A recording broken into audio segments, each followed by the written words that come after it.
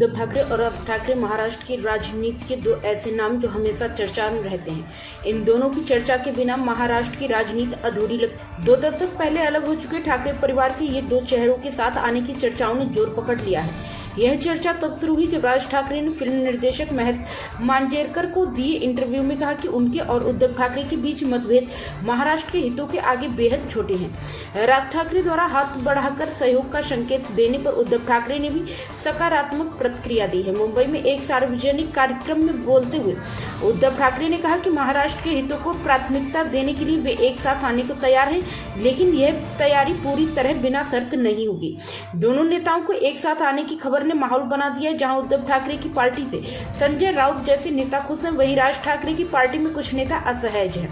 महाराष्ट्र की मराठी जनता लंबे समय से चाहती रही है कि बाला साहब ठाकरे के जाने के बाद दोनों भाई एक साथ आए। इससे पहले भी ऐसी चर्चा हो चुकी है, लेकिन कोई ऐसा ठोस नतीजा नहीं निकल पाया था। अगर वाकई उद्धव ठाकरे और राज ठाकरे एक साथ आते हैं तो इसका महाराष्ट्र की राजनीति पर बड़ा असर होगा। महाराष्ट्र की राजनीति में मराठी वोट बैंक की अहम भूमिका होती है। यह वोट बैंक वर्तमान में बीजेपी, एकनाथ शिंदे की शिवसेना, एनसीपी और कांग्रेस में बटा हुआ है।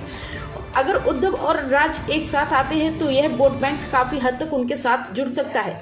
2011 की जनगणना के अनुसार महाराष्ट्र की लगभग 69.93% जनसंख्या मराठी भाषी है, यानी लगभग 7,74,00,000 लोग। हालांकि मुंबई जैसे शहर में मराठी बोलने वालों का प्रतिशत सिर्फ 25 से 26% है। 1966 में शिवसेना की स्थापना से ही ठाकरे परिवार महाराष्ट्र राजनीति का एक केंद्र रहा है। उनके भाषण शैली, बोलने का प्रभाव और ठाकरे बाड़ा उन्हें विशिष्ट बनाता है। अगर दोनों भाई एक साथ आते हैं तो ठाकरे परिवार एक बार फिर से राजनीतिक केंद्र बिंदु बन सकता है, जिससे अन्य दलों को नुकसान उठाना पड़ सकता है। 2024 की लोकसभा और विधानसभा चुनाव में उद्धव ठाकरे की यूबीटी को मुस्लिम और दलित वोटों का अच्छा समर्थन मिला था। अगर राज ठाकरे के साथ गठबंधन होता तो यह समुदाय नाराज हो सकता था और उनका समर्थन फिर से कांग्रेस या एनसीपी को मिल सकता है।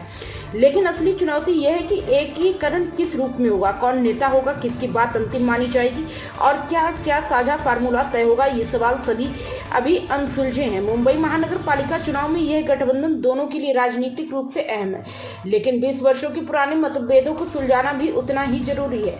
बहुत कुछ इस बात पर निर्भर करता है कि दोनों ठाकरे अब क्या कदम उठाते हैं।